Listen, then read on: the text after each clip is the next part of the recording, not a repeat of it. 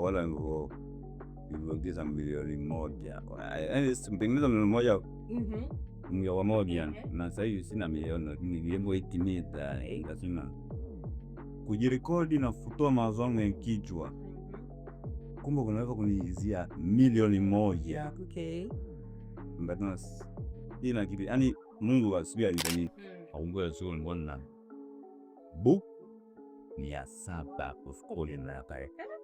Hata nitapata bila kuuliza tena. Nikawa nazidi kusogelea kama nataka nichukue details. Sasa wale kule ndani mind wananiona, wanakuona kwa vipi nataka kulipua nini, wakanichukua hapo. Mimi niishi wewe unanichukua tu, nikaanza kupiga makelele. Sasa pale ndo nikaanza kuleta fujo kodi hapa kwa vipi utilianga kwa sikio sana binda sana. Naweza nikasema kwamba unaishi kwenye karne ambayo everything is possible. Exactly. Kampuni ni content. Exactly. Mtu kuanzisha kampuni ni content. Kakaa kafikiria. Sema bwana nilikuwa na hasira uongo dhambi. Nilikuwa na hasira. Sema hizi hasira nzitolee wapi? Sina hela, sina trend. Mimi nahisi Gen Z ni wale watu ambao wapo single lakini hawapo, hata kama hayupo lakini yupo. Wameniforce nifanye chapa kufanya. Mungu wangu, wewe unatoa siri za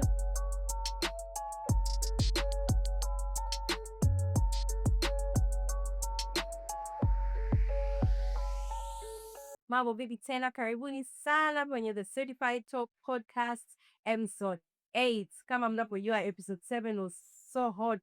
Tulikuwa tuna a YouTuber hapa na streamer na tuliongelea mambo mengi kuhusu content za streaming, YouTube, maisha kwa ujumla na changamoto wanazopitia. Lakini katika episode ya 8 ya leo tunaenda kuongelea mambo ya content life, challenges wanazopitia na vitu vingi. Na leo mko na the favorite host Furaha, nikiwa na mgeni wetu kutokea mbali sana, lakini sio mbali sana.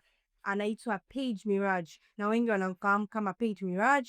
Yupo kwenye platforms kama TikTok, anajulikana kwa jina kama Paige Miraj na atakuja hapa kuongea na nyinyi mambo mbalimbali. So nisiwachoshe sana, karibuni sana kusikiliza na mimi podcast episode 8.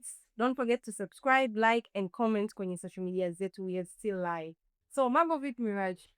Fresh ulivyo. Unajisikiaje kufika hapa siku ya leo? Yeah. Fresh kabisa. Na amani ya moyo imetulia. Amani kwa sababu nimebuga ngambo kidogo sana, napata upepo. Safi kabisa. Napenda sana kusikia hivi. So nimeweza kutambulisha kwa watu kama ninavyokujua mimi kama Paige Miraj, lakini ningependa ujitambulishe wewe zaidi ili watu waweze kukutambua, kufahamu wewe ni nani. Okay, kwa jina maarufu naitwa Paige Miraj, lakini kwa jina halisi la kuzaliwa naitwa Abdulrahman Miraj. Najua jina langu ni Derek. Lakini okay.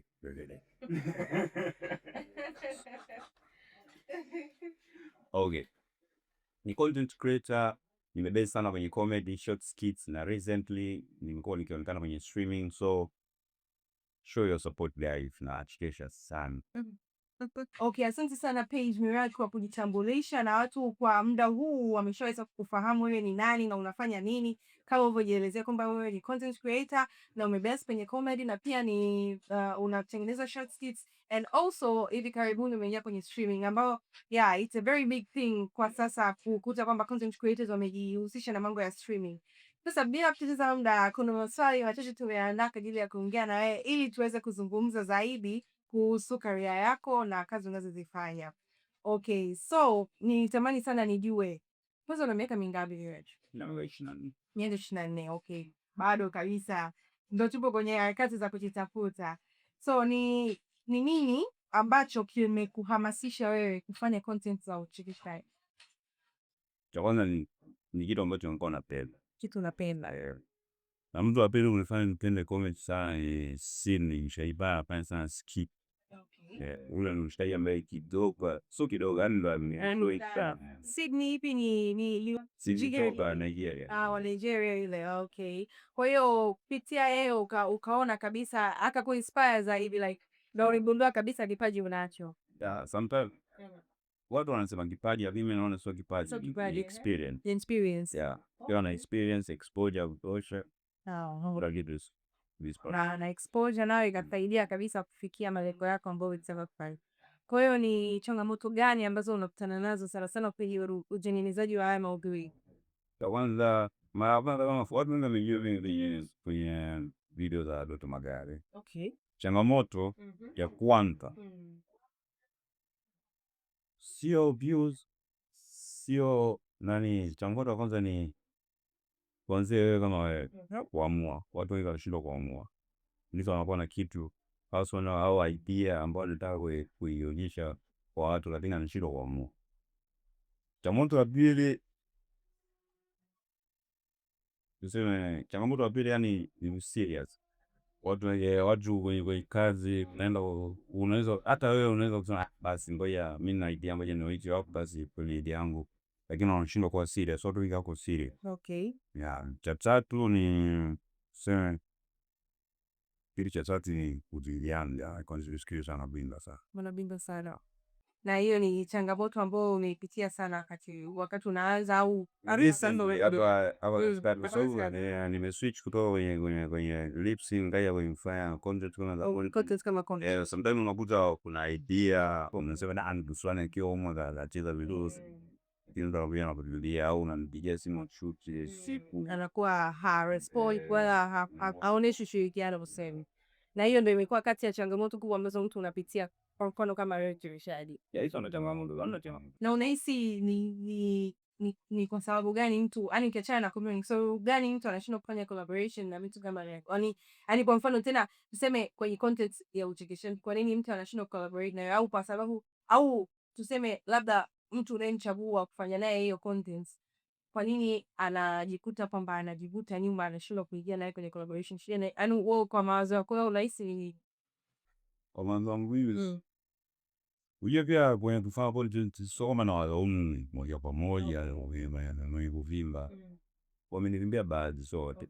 Unakuta changamoto inakuja kwenye kufanya content sometimes pia sisi wenyewe unakuta yani based kwenye content za Tanzania tuna based kwenye content individual yani tunaangalia, ukimwangalia Mboneke pia kumwangalia na tuseme Steve ni watu wawili tofauti. Kwa sometimes mimi naona kama sio changamoto ila ni barriers katika kazi. Unakuta kama content tunazofanya na ule training anafanya vitu vile viendana. Lakini kwenye kuvimba wanaovimba hiyo na kwa hiyo siwezi ngaongelea sana, lakini nikisha kawaida hata mimi usijua labda naweza ukamvidia mtu akigomba au usikute, lakini sitaki kuongelea sana kuhusu uimbaji lakini kwa sababu ni kama mwingine uje ni career yake. Sawa, hilo limeeleweka kabisa. Ni changamoto tu za hapa na pale ambazo zinajitokeza kiwa kazini. Kwa hiyo ni wakati gani ambao kwenye maisha yako kufanya content za vichekesho uligundua kwamba nahitaji sana hizi content kwa ajili ya kujiendeleza na kujikuza mimi na fans wangu waweze kuniona? Yani ni wakati gani? Unajua kuna wakati ule ulianza labda ukakataga tamaa au ukapataga mtikiso kidogo ukaona kama ni kazi kubwa, lakini ukaja ukapata ule mwamko kwamba hii kitu inanipeleka mbali, acha nipambane nayo. Wala ngo niliongeza milioni moja. Nimetengeneza milioni moja mgawa moja na sasa hivi sina milioni, lakini nilivyoitimiza nikasema kujirekodi na kutoa mawazo yangu ya kichwa kumbe kunaweza kuniizia milioni moja. Okay. Mbona sina kitu yani Mungu asibia nini? Hiyo ni step kubwa hongera. Basama hilo hilo ambacho nataka kufanya sijari mtu ataniambia nini, nataka nijulikane kama page miradi the content creator, skit creator. I would be all over maana sasa hivi kwenye na ukasema kupitia hii yani ile pale ikakupa motivation kwamba hapa lazima niendelee na nitafanya hapo kubwa. Na kwenye hii safari yako ya content creation ya vichekesho umewahi kupata uploads zozote kutoka kwa hawa content creators au wasanii au mtu yoyote ambaye unajua huyu mtu yani ana jina na akakupa praise kwamba unafanya vizuri? Kusema kweli watu umeona wasanii kama wasanii haweza kukoda hivi kama ulivyosema lakini kusema kweli nimepokea deal za watu wengi ambao sikutegemea kama nitapokea. Yani nikipokea deal na watu nimezidiwa pia deal na watu wengi ambao sikujua kama huyu jamaa unaweza kutupa mfano au hiyo ni personal?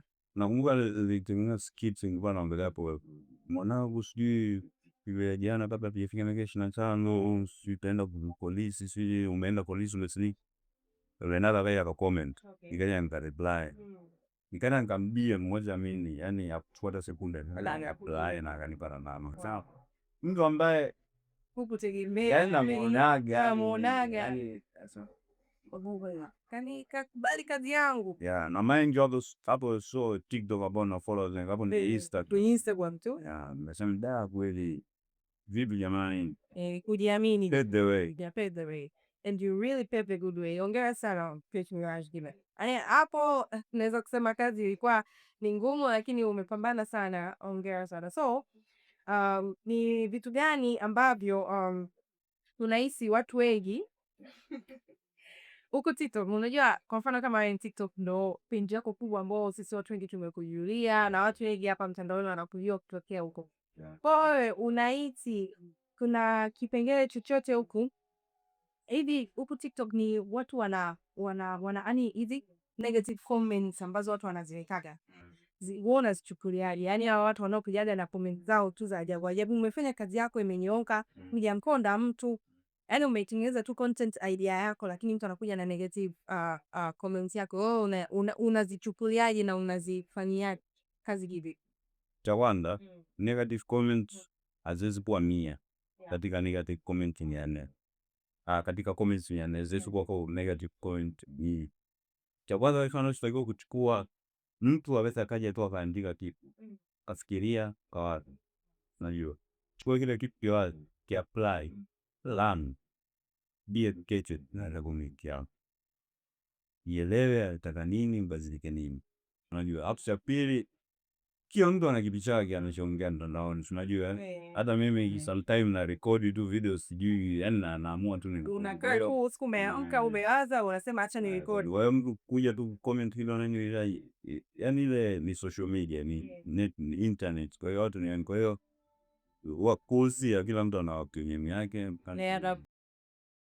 Na kama ingetokea siku ungetakiwa ufanye kitu cha tofauti, yani kwa mfano ego umepoteza account na umepoteza followers, fans wako tunaposikubali nini na account yako yani imeshindikana mtabo irudisha. Ni kitu gani cha tofauti ambacho ungefanya ili urudi sokoni? Sawa, tunajua wewe yule ni mchekeshaji hiyo, lakini kuna kitu gani cha tofauti ambacho wewe umefanya ili kuleta comeback yako ya kitofauti kabisa? Mimi nahisi watu wanafeel sana hapo wanapotaka kuwa tofauti wakati ushajitengenezea. Hata kama umepoteza account mind you, na watu bado yani kuna picha bado watu wanakujua. Kwa hiyo tengeneza account upya. Endelea pale pale ulipoishia. Yeah. Maana kuna watu kibao na video zao tayari washasave. Na wanatambua hivyo hivyo. Okay. So Miraj, kuna hivi kuna wakati kwenye kazi zako za kutengeneza content ilitokea kwamba uko unatengeneza content yako lakini kwa inachekesha kiasi kwamba wewe mwenyewe kwanza ikabidi ucheke au director wako akabidi acheke ili kwanza upumzike hapo ndo urecord tena. Yani ndo jinsi gani ilikuwa inachekesha hiyo content. Let's tell you that. Hiyo inatokea nakumbuka kama jana hivi. Kuna nahisi kuna video ina trend sana mimi nikiwa nakula sticker. Nakumbuka nilikuwa nimetoka nina njaa sana, nimewacha pale nilipo hadi nimetoka nina njaa, watu bwana yani hataki kuondoka, yani naambia washikaji pigi mbona hata kuondoka pale. Mimi nikaondoka nikaenda nje. Nakumbuka nilikunywa mwele 600 jamani. Mwele lakini mwele sio na nini ile. Lakini nahisi inafikia sehemu mwele kama inasabu yani sijui. Jamani tulizani mwele sio za kunywa. So vibaya mbona lakini kama zinakuja Pro Max njaa. Hiyo zinakuwa kwa tumbo. Oya. Issue is serious. Sema ndio hiyo. Sasa kurudi pale lakini nzuri bana, kumbe tulikuwa tumeenda kwa shemeji, si shemeji ndio na ile hivyo. Mimi kwa sijui. Naenda ile siku pale. Sasa ndio amekula, sasa mimi ndio nimewekewa. Leo ya mwisho nimekula saa wakati wa kula akasema bwana uokoko si tuwekee. Sasa kula unajua watu wa kiume sisi tunakula uongo sana. Uongo wapi? Lakini around the ladies. Tunakuwa kama unajua kitongo kimoja na pembeni unajitoa. Kama sio wakao ukoko kama ile. Sasa vipi ukoko? Bwana mimi sijui na nini. Mambo yamalizia kwa ivuta. Sasa hiyo video unaoiona pale, mimi ni ndo fundo la mwisho mbele zangu koko mzani kwa video. Sasa mimi ukiangalia video vizuri mimi nimeshangaa kama vipi boy kwa video ndio ile video. Yaani ile tu. Sasa akaja akaweka status. Sasa kuja kuweka alinchukua nimeona personal ni video zingine ambazo tunachukua na video. Sasa kuweka status nilicheka yani nilisema yani kwa ndio naonekana hivi kumbe nikiwa unachekesha watu. Hiyo ndio zaidi ni wana mafuta usensio yani jamani. Yaani jicho limekutoka. Kwa hiyo mwenyewe hebu tuelezee unajisikiaje kwamba hiyo sticker sasa hivi iko kila mahali? Kila mtu anayo. Cha kwanza nisikia la. Okay. After pili pia nilichogundua kwamba sometimes unajua katika moment hizi unaweza kwa kitu kidogo tu kikaenda viral yani kuliko hata kitu ambacho una plan siku 5 siku 6 yani mtu anaita tu akaja akakurekodi tu kidogo kaenda viral. Kwa hiyo usiogope kufanya kitu ambacho unataka, usiogope kujirekodi as long as unaelimisha, kina entertain. Sawa sawa, asante sana kuelezea hilo swala. Maana hiyo swali iko kweli kipaji chako. Yaani wewe usipochekesha hatuwezi tena. Kwa hiyo tukisema tukiwa tunamwongelea Pedro, tunaongelea mtu anachekesha jamani. Maana unajua wewe upo kwenye hii tunasema sisi ndio Gen Z sasa. Kwa sababu tukiwa tunaongelea hawa kina kwa mfano Leonardo. Sawa wanaweza wakaonekana wadogo lakini hawa ni millennial. Lakini tukiwa tunaziongelea kuonekana Gen Z lakini tukiwa tunaongelea watu kama kina Pedro hapa ni Gen Z ambao wanakuwa na ndo vipaji vyetu hivi ndo vinaenda hivyo majuu. Sasa sawa. Tukiwa tunaongelea Gen Z, so lazima la Gen Z. Hivi unahisi Gen Z kuchagua hii career path ya kwenda kwenye mambo ya content creator, kuwa influencer, unahisi kama ni wazo zuri na linalipa? Maana unajua kuna watu wengi ambao wanatamani kuwa content creators lakini unakuta hajiamini au wanaona kwamba amezungukwa na watu ambao hawasupport. Ipi unahisi wape neno lolote watu ambao wanatamani kuwa content creators, wanatamani kuanza chochote lakini wanaogopa ule msemo kwamba Gen Z wana mambo mengi, Gen Z sio hajatulia, Gen Z vitu kama hivyo? Cha kwanza ni naweza nikasema kwamba unaishi kwenye karne ambayo everything is possible. Yaani unaishi kwenye karne ambayo kila kitu kinakuja, yani unajua yani mambo ni yani bro, mimi nimepanda Mwanga Tower nikakutana na mtu ana tattoo maana kaa kwenye desk. Sio kwamba tattoo tu hapa au hapa, yani tattoo kaacha kichwa tu. Na anatengeneza pesa kuliko mimi. Mangi. Yani oya. Weka funga kidude chako. Bro. Kampuni ni content. Exactly. Mtu kuanzisha kampuni ni content. Kakaa kafikiria. Diamond yani Diamond ni content creator. Mi samahani, Diamond ni musician lakini music is content. Music. Mwangalie Diamond. Ukimtaja Diamond nyume na satani Tanzania.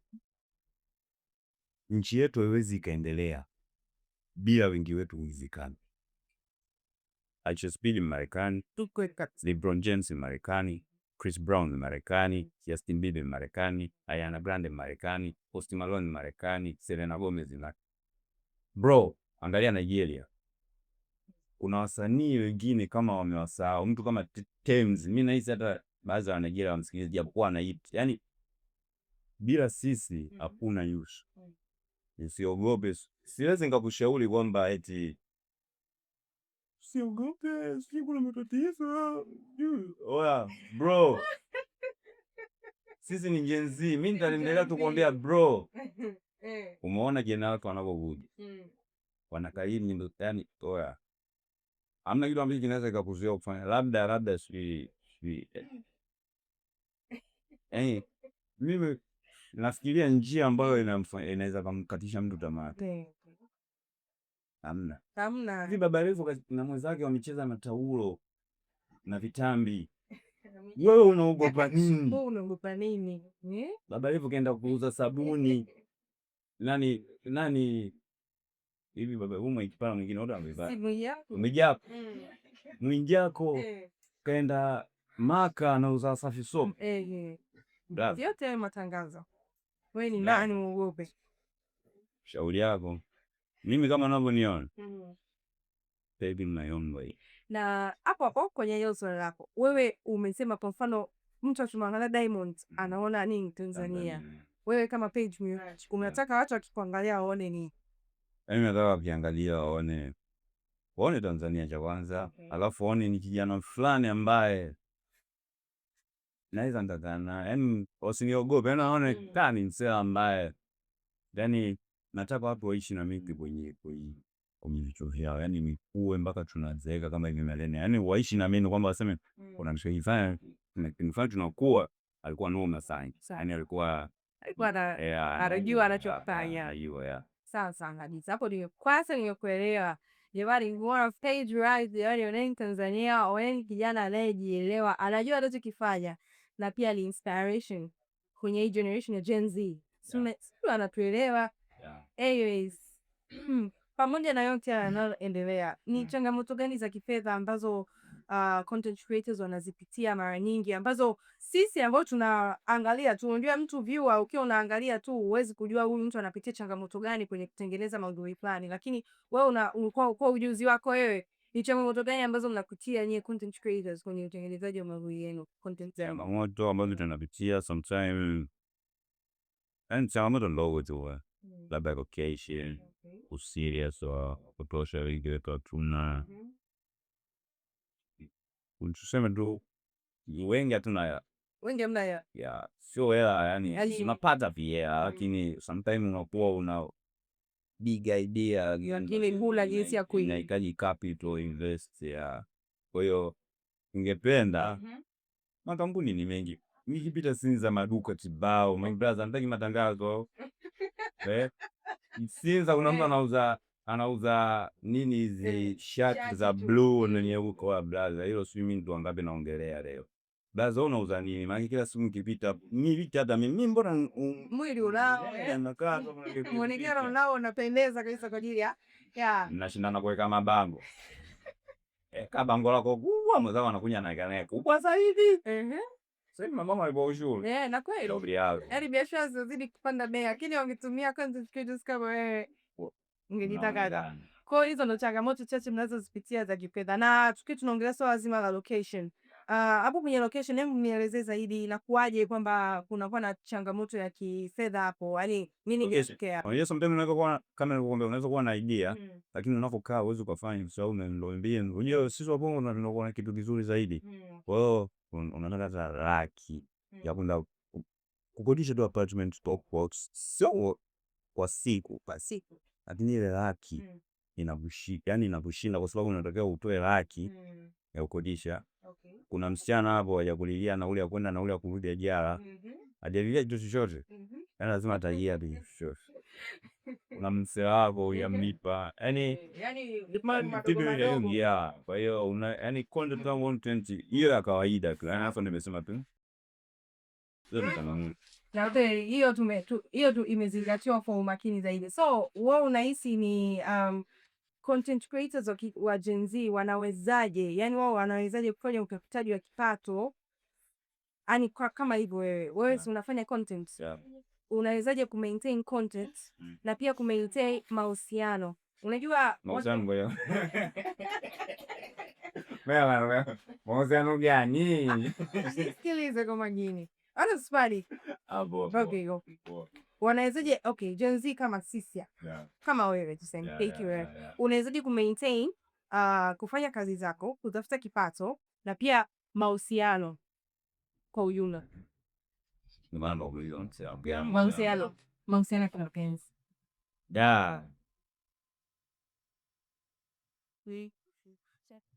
Au changanya mizani mapenzi. Kusema ukweli ni mimi nahisi Gen Z ni wale watu ambao wapo single lakini hawapo, hata kama hayupo lakini yupo. Inategemea na trend inaendaje. Kwa hiyo kama na trend vibonge tunaenda na vibonge, mwendamba na wewe unaenda na trend. Alichia ameone watu tuko na date na vidada simbo baby mtoto fulani yami kapotea sasa hivi kwa nani. Kwa hiyo tunaambia kwamba watu wengi wanaenda na trend, yani hawaeni, yani kwenye mahusiano wanaingia kutokana na trend iliyoko. So kama unajua si Gen Z kujivia Gen Z kama nilivyokuambia tuko kwenye karne nzuri, yani ni ngumu kuchagua, yani vyakula ni vingi, menu ni kubwa, yani kubwa. Mungu tunaangalia menu ni kubwa. Yeah, sio kama zamani. Zamani ugali, dagaa, ugali kachumbari. Okay, kwa mfano kama wewe Miraji, wewe ni mchekeshaji na una personality ya kuchekesha, una vituko, ongea video zako tu mtu akiona haraka haraka lazima aanze kwa kucheka, kama hivyo. Kwa hiyo unahisi kama sisi unajua kwa mtazamo wa ya nje sasa ya watu wengine, kuna mtu anaweza kisema mimi siwezi nikatoka na mwanaume kama Miraji kwa sababu ni mchekeshaji. Mimi siwezi nikatoka na mwanaume mchekeshaji kwa sababu tukikaa sehemu serious zote tusidhaniana kama vile bado tunachekesha. And hebu nipe hibu kutokana na haya maneno yanayokuaga yanatoka kwenye video ya most wanawake ambao unakuta anaona kama kuwa na mwanaume mchekeshaji is like kama hivyo ndio rahisi sana kusema yes. Na msichana ambaye atakuwa na mpana ambaye anamchekesha. Yani mimi sijui lakini mambo yangu pata madodo mamodo. Sijui kuhusu wewe blaza zamiwe. Ndio sema hivyo sina mtabu. Sawa kabisa. Kwa hiyo watu kuwaponda. Kiukweli watu wanapenda watu wanaochekesha, ni kwamba tu wanakwepa hii idea. Na mind. Wachekeshaji wanakuwa mademu wazuri kuliko hata wao. Wacha malio. Mfano. Ninaro. Hapo nimekupata vizuri kabisa. Hapo bila kuscratch. So, ni challenges gani ambazo nye content creators mnazipitia ukiachana na kutengeneza content? Ni challenge gani mnazozipitia wakati wakitengeneza hizi content zenu? Kwanza kama ndivyo sema serious capital. Ichukuliwa serious sometimes naenda sehemu kama nishaye kwenda shule bado bari. Nishaenda tena kwa mpaka kwa mwalimu mkuu, so kama nimepita. So tu umepita, yani umeanza ngazi za juu kabisa. Kwa mwalimu mkuu. Kabeba na ipne. Tena nilikuwa ni siku yani mpaka naongea nilikuwa ni siku ya Jumamosi yani kwamba siku ya siku ya shule. Hapa sijizingatia siku ya shule. Ni shule gani? Iko na yani hauwezi kusema vitu ni shule. Iko shule ya msingi. Iko shule ya msingi. Okay. Lakini alichukulia serious. Yaani alichukulia kama anataka tu kuweka kamera. Utaiona kama vile yani sio kushamara. Yeah, sometimes tuna watu wanachukulia sana serious. Lakini mind you ndo tunawachekesha, ndo tunawa entertain. Capital pia ni mbaya sana. Alafu tuna ile tabia kwamba sema sasa hivi nashukuru Mungu yeye ameacha kwamba tunampa tu tangazo mpofano sana. Sasa hivi watu wengi wanachukulia watu wengi wanapata promotion. Na wewe kama wewe mpaka hapo ulipo kiachana, kwa mfano hapo umetupa mfano kuhusu Mr. Chambua alikupa dili la kwenda kutangaza duka lake. Vipi, umewahi kupata matangazo mengine kutokana na umaarufu wako ambao umepata kupitia vichekesho vyako? Mengi sana. Ya uwa mengine anapita unaumia. So leo tumeweza alafu yani mengi sana yani ni mengi wala mtakando mengi nimetengeneza hela nyingi, lakini ndio hivyo life expenses. Alafu pia kuna vitu vingi unatakiwa update maisha yako unakuwa. Kwa hiyo kama ni hela tu ipo na matangazo nimepata. Kwa hiyo mimi natamani tu kuleo serious basi, ili maana mkichukulia serious na mtoto wewe ile value yao hata ile energy ile ndani mwenyewe mnaiona kabisa. Unaona kabisa kuna mwamko unaona unaenda. Na umeongelea swala la watu yani challenge ya kwanza kwamba kuwa serious. Wewe mwenyewe kwani unataka kuniambia kwamba hauko serious na kazi yako naomba? So moment kitu cha yani sema mfano sema Zora sweet and sliambo ile mtu anayejua. Kuna director. Kuna ma-actor. Kija cha actor mmoja pale ila siku tunashoot hayuko serious ile ndio anachocheka. Au director tupe nani writer ule tupe script. Tunataka script nzuri lakini anaingia ChatGPT copy na paste. Hakuna serious. Inahitaji kamera for ina shoot hivi na hivi. Wewe unaleta hivi na hivi. uko serious. Kwa hiyo wewe ndo unaongelea serious kama ya mimi naweza nikaa na idea nzuri. Ndio maana nakwambia umeona kama Zora. Kwamba pale si tuki hata wewe sometimes ukitaka unasema episode ya leo mgufuni hata jiingiza vipi. Yaani unaona, yaani kwa hiyo ya moja likisubiri samaki na yeye moja kioza wote. Kwa hiyo unaweza kuwa na nia nzuri na idea nzuri, lakini baadhi ya watu wanakuwa wanafanya wewe unaonekana kama sio. Na tumeongea mengi lakini imeshagundua hivi, wewe unafanya content wewe kama individual peke yako au una crew yako? Hata kama ni mtu mmoja, watu wawili, watatu, una crew yako au mimi ndo sijatambua au sijajua yani? Bwana crew wangu dhani sina crew, lakini na mwanangu ambaye anasupport kila kitu. Okay. Ya yuko mmoja ambaye anasupport kila kitu. Na expect na nimepata hapo wengine sasa ngadaia, lakini nimepata washikaji kama wale ambao nao pia wako serious. Wote tuna ndoto moja, kwa hiyo jipatie watu ambao wako serious, tafuta ambao wako serious. Shout out kwa marafiki zake, wadau wa damu kabisa wanaomsupport Page Miraj na kwenye safari yake ya content creation. Vipi kuhusu sehemu yenye watu wengi, changamoto inakuwa nini? Mimi napenda sana kushit sehemu yenye watu wengi. Cha kwanza naamini nikishita sehemu yenye watu wengi, wale watu wote wataniangalia. Wewe attention so that. Yaani napenda kwanza attention. Cha pili nikifanya vile zile mindset zao zote zinasema ngoja nisubiri ikiwa mtandaoni itakuwaje. Tayari ishaenda viral kabla sijaenda viral. Kwa hiyo napenda nichuji sema wenye watu wengi kwa sababu wananiona jinsi ninavyofanya kitu changu, jinsi ninavyo create, jinsi ninavyo hustle. Haswa. Safi kabisa.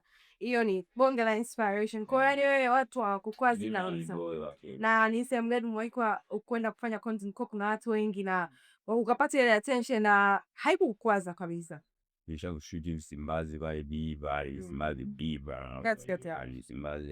Nisha kukamata by the way pale nahisi watu wanaoshuti pale washakamata na ni nani anakuwa anakamata na kama wale washikaji si ni mdambo wanakaa pale hataki tu rekodi. Kwa hiyo pale ishakushuta sasa washanishangaa sana. Sehemu nyingine lo shoot watu wapanishangaa. Makumbusho pia wananishangaga sana. Makumbusho niseme tu hizo kari yako makumbusho. Sinza siwezi nikasema watu wanakushangaa sababu Sinza kila mtu anajiona na star. Alafu by the way wadada Sinza mpaka viatu na visigino. Umelisikia hilo? Ila una uhakika? Wewe chunguza dada. Nichunguza una hakika tamu vikubwa. Mtu ana uvungu. Sana uvungu. Ngoja kunichekesha. Jamani naona Sinza kaka sasa kwa nyimbo wakie. Hebu wait Miraj, umeniambia umewahi kukamatwa. Pale Msimbazi B. Hebu tupe story time. Tuelezee kilitokea nini pale. Yuko vipi? Aungoe sio mbona. Bu 700 kuskuli na pale. Hata nitapata bila una kuingiza tanga. Na iko tangazo kuhusu nini hapo? Ilikuwa Mr. Chambu na iskara kwa watu wengi wanapenda kwa duka lake jike pale kwa nani. Hatuna njoo leo wana rekodia tu unataka tu watu wajue location ile nini. Sema fresh wa Mungu sasa Usmani anajua. Mchongo na ufili. Mchongo na ungimbelia bwana. Dada yangu unajua mimi watu. Yes wazi. Fundi mpaka mwili. Hiyo.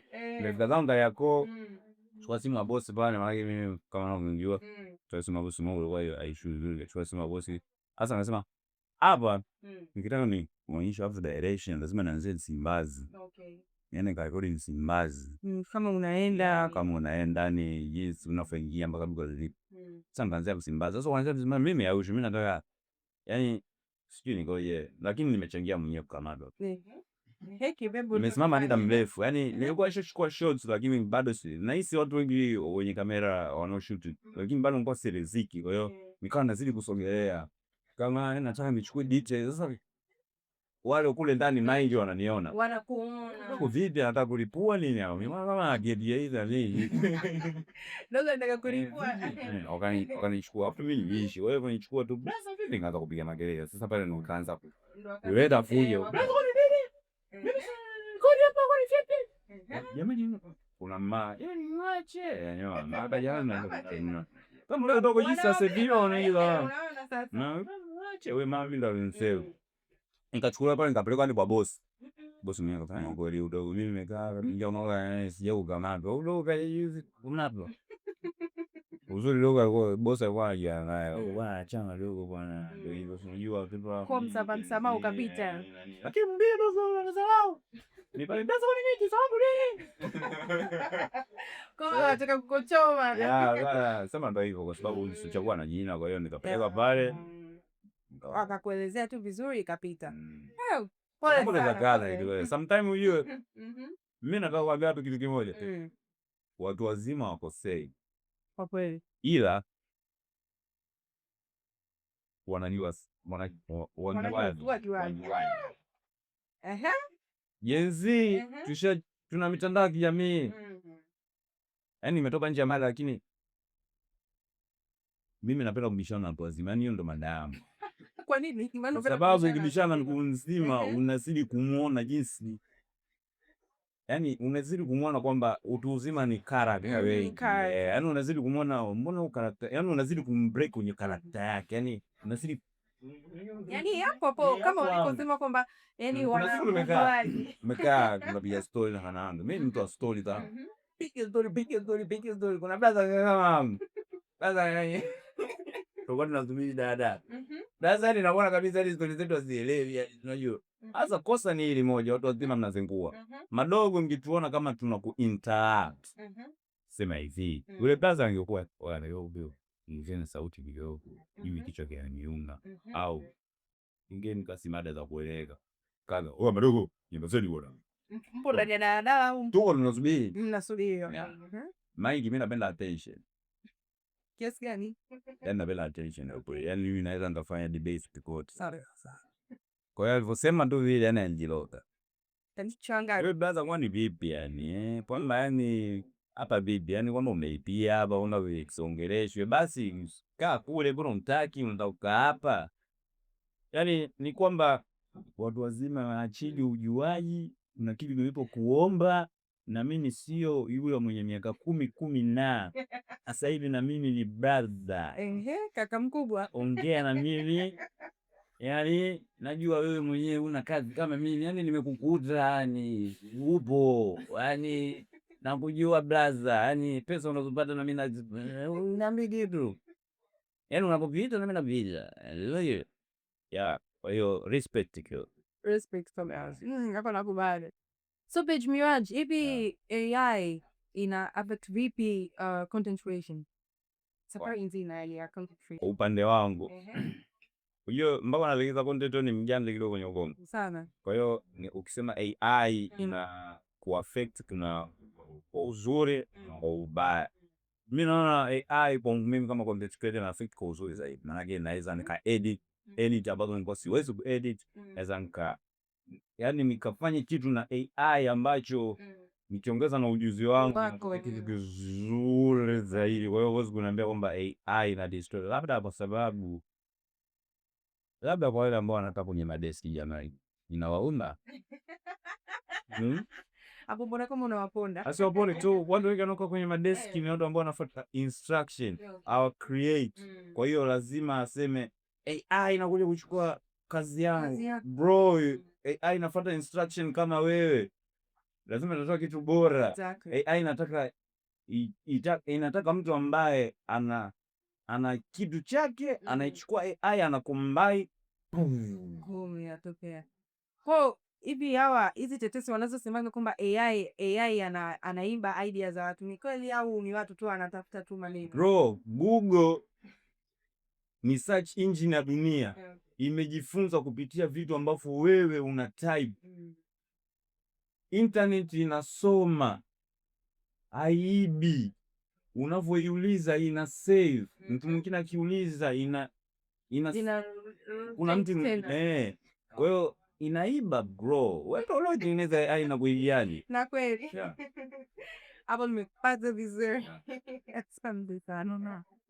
Mambo ni mengi, muda umekuwa mzuri sana na Page Miraj ametudokeza mambo mengi kuhusu content creation, na kama mnavyojua content creation ndo habari ya mjini sana sana kwa Gen Z, na ndo kila kitu kwetu kwa miaka hii, kwa sababu maisha yameshakuwa digital, si kama mnavyojua ilikuwa analog, sasa hivi ni digital. Anyways, bila kupoteza muda tutaenda break, tutaingia kwenye session yetu ya say it or skip it. So stay tuned, msiondoke.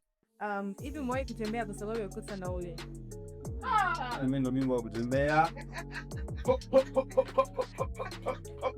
Mimi nahisi kuna mtu ana meme yangu natembea. Ni neno gani umewahi kulitumia ukiwa unamtongoza mwanamke? Wewe mwenyewe mpaka ukifikiria kwa nini alitumia ile neno unacheka. Oh, ndio unadanganya sana mpaka unaogopa. Unajua mimi ni mjanja wewe. Umewahi kuwa na wazo la ku-elevate kufanya mchekesho na wasichana? Afu wewe na mimi kwa mjinga. Sema ndio hivyo imetoka sasa hivi hapa kiwanja. Kwa hiyo tuliskip. Yes, skip. So welcome back guys. Sasa tunaenda kwenye the next session inayoitwa say it or skip it.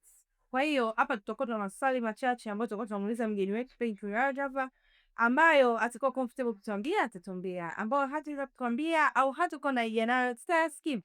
So let's get on. So Paige, what is the funniest reason you've ever been broke? Say it or skip it. What is the funniest reason? Yeah, yani sababu gani ambao ulikuwa kumbe hela ikabidi umdanganye huyo mtu? Sababu ambayo nilimwambia. Huwa napita Segerea. Tena kwa miguu, sio napita. Maana sio napita wapi. Wanatembeza huko na mvua. Naelekea Kinyerezi. Sina hela alafu mai mtu ananiambia njoo. Wewe mshaji ananiambia dana nangu Kinyerezi kuna mvua. Alafu na mvua ilikuwa Segerea. Unajua kwaje? Unapotembea paka mkana. Wewe inabidi umpange tu leo. Mpange tu leo. Sawa bana. So, hivi umewahi kutembea kwa sababu ya kukosa nauli? Mimi ndo bingwa wa kutembea. Mimi nahisi kuna mtu ana meme yangu natembea. Yaani kuna mtu mimi nahisi kuna mtu kabisa ameshakukaisa watu hawashangai wakimwona Miraji anatembea kwa sababu pigo zako kabisa. Yaani pigo zangu mimi sasa nikasema je nijibana je kama ipo finish is you mimi yangu mimi you mimi. Kwa hiyo ukiona anatembea yani njua kwamba nimesave kaya account rejea kutumia kwenye kitu cha maana zaidi. Respect my choices.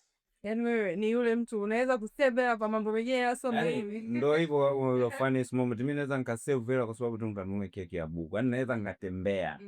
Pamoja. Yaani yeye buku yangu aniende nikanunue tu keki sehemu fulani ambapo nafika na. Sawa. Bila tuelipata. And hivi ni purchase gani au sema hivi ni manunuzi gani ya soko na kichwa la miguu ambao umekufanya na sio tu manunuzi ya kawaida, yani umetumia gharama sana kununua kitu ambacho yani unakuta matumizi yake hayapo makubwa au hukufanyia chochote kikubwa na labda kikaribika kwa kitu, lakini ulifanya yani manunuzi ya soko na kichwa la miguu like hayako lazima. Mimi napenda sana viatu. Okay. Napenda sana viatu. Mimi nahisi na viatu gani zaidi unapenda? Napenda Jordan Force, napenda Air Force Collection, ziko nyingi. Napenda Converse, napenda Trans, napenda viatu. Yani viatu vyote. Yani napenda viatu. Kwa hiyo hata nikipata hela kubwa kikonba. Hiyo Unasema kwa lazima naondoke na pesa zangu ngine. Yani mimi naweza ipo serious siku nitakuja.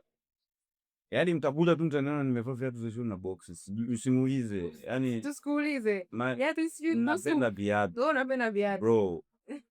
Utavaa maana hiyo kiatu. Na msiombe ni DW bro. Oh. Tumekubali. Natembea sana na Jordan zone. Na Jordan zako kwa social zako. Hapo unachekesha sana lakini sawa, acha tuendelee. Hivi ni neno gani umewahi kulitumia ukiwa unamtongoza mwanamke au dem fulani mzuri kweli? Yaani ni neno gani fulani hivi ambalo yani unajua kabisa umempanga sana wewe mwanamke. Yaani unajua kuna maneno ya kawaida lakini kuna neno uliwahi kulitumia wewe mwenyewe mpaka ukifikiria kwa nini alitumia ile neno unacheka. Lakini ni neno ambalo umewahi kutumia ili tu kumchukua mwanamke.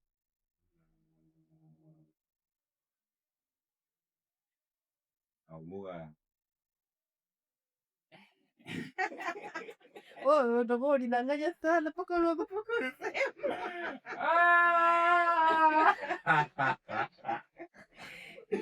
Unajua mimi ni mjanja kwenye kukariri maneno.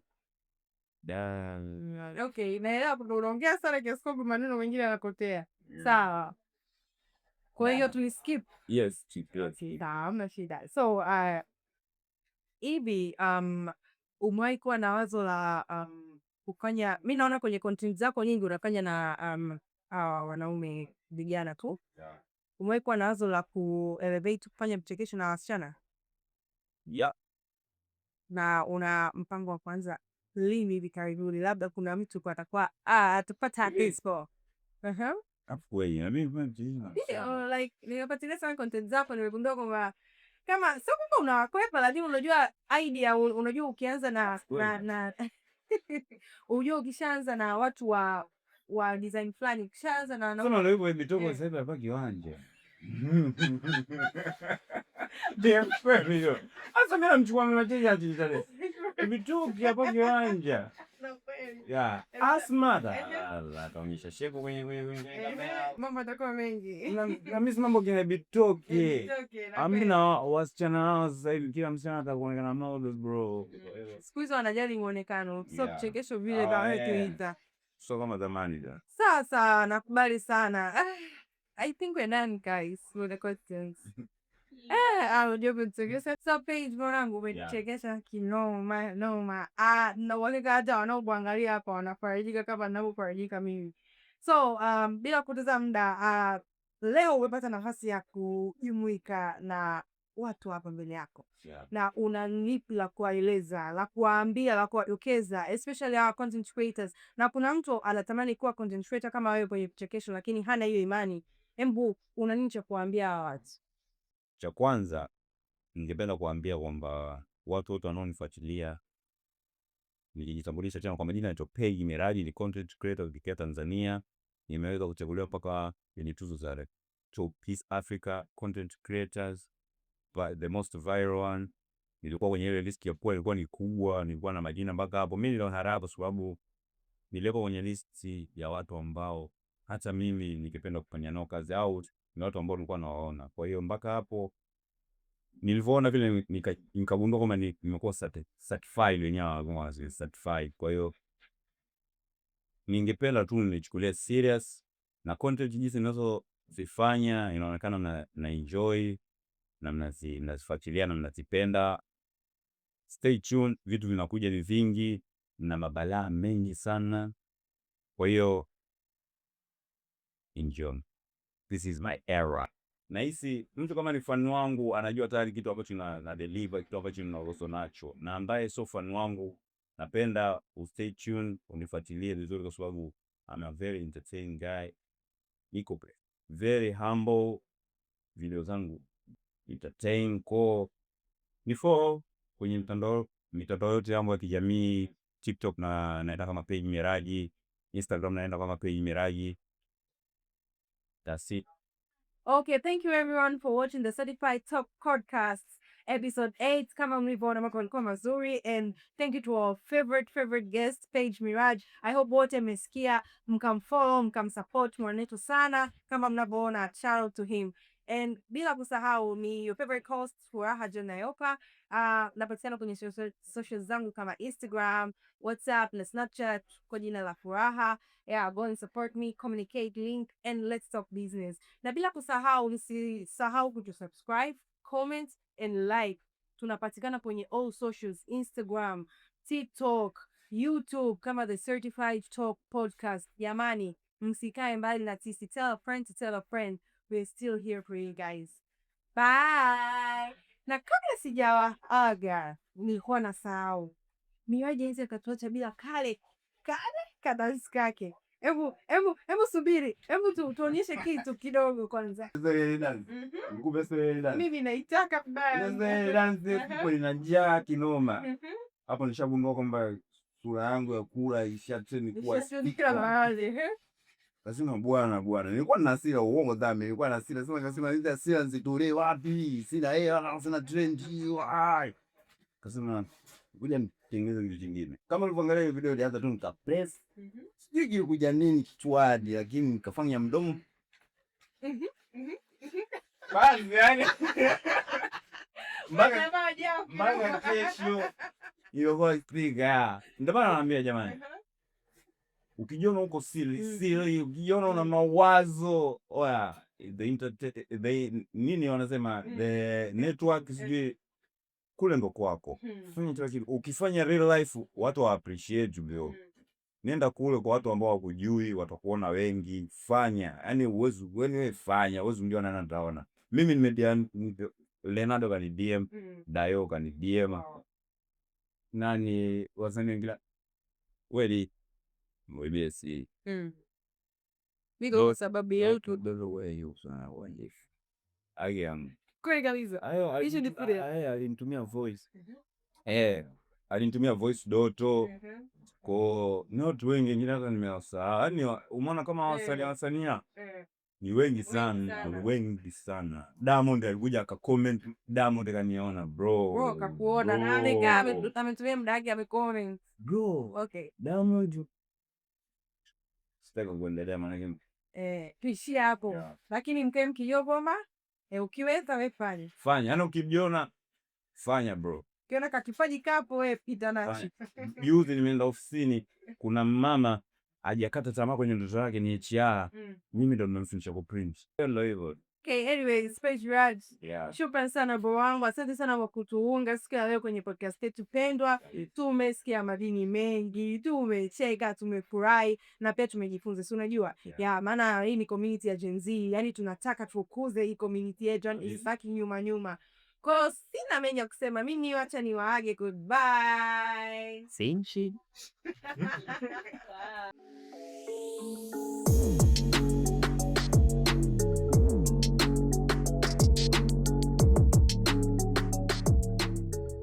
Como